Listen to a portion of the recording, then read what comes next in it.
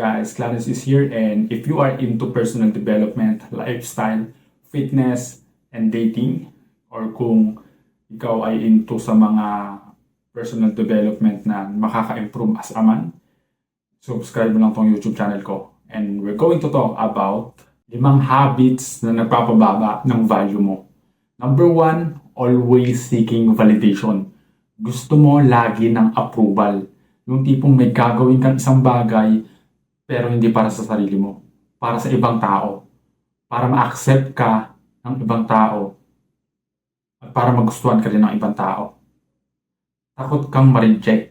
Isa pa yun. Takot kang ma-reject dahil you are always seeking approval nga eh. Kumbaga ayaw mo ma-reject dahil gusto mo na bida-bida ka. Gusto mo na magustuhan ka din ng ibang tao. Pero kung tutuusin, ayaw mo naman talaga yung ginagawa mo. People pleaser ka masyado. Yun yung isa sa mga nagpapababa ng value mo. High value man doesn't seek validation. Pangalawa, wala kang disiplina. Hindi ka consistent sa mga mini-mission mo sa buhay or sa mga goals mo. May sinet ka ng goals pero hindi ka consistent doon. Iba-iba ka ng gusto. Tamad ka sa goals mo. Ayaw mo yung nag-set ka ng goals pero after 1 week, 2 weeks, ayaw mo na. Kasi tinatamad ka na. Kasi meron ka ng ibang ulit na gusto. Iba-iba, pabago-bago. Hindi ka consistent. Wala kang disiplina. Disiplina sa sarili equals respect yun sa sarili. Number 3, too much available. Lagi kang available. Yung tipong nag-text na yung kaibigan mo, sige bro, punta ako dyan, sunod ako dyan. Marami naman akong oras eh. Yung wala ka ng sariling buhay. Yung tipong mas inuuna mo yung oras ng iba para sa, imbis na sa oras mo na lang para sa mga goals mo.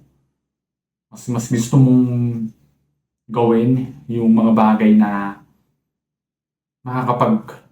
makakapag-seek ng approval sa mga tao. Masyado kang available. Dapat meron ka sariling mundo, meron ka sariling buhay. Gawin mo yung dapat mong gawin, yung mga goals mo sa buhay. Yun yung dapat mong inuuna. Hindi yung konting aya lang sa'yo ng tropa mo, andiyan ka kaagad. Hindi na natapos yung goals mo na dapat mong tapusin for the day. Pang-apat, over-explaining. Lagi ka nagpapaliwanag para ka nag-justify lagi. Yung tipong meron lang kayong konting misunderstanding, todo explain ka, todo justify ka para maintindihan ka ng mga ibang tao or para makuha mo yung acceptance nila. Yun. Too much justification, over-explaining. Yung parang ayaw mo ng mali, masyado kang perfect, kaya ka naging justify, kaya ka nag-explain. Ang 5, bad habits. Puyat, walang exercise, tapos puro ka doom scroll. Okay, number 1 yung puyat. Kahit 10 p.m., 11 p.m., pwede ka na matulog or 7 hours na sleep. Pwede na yun.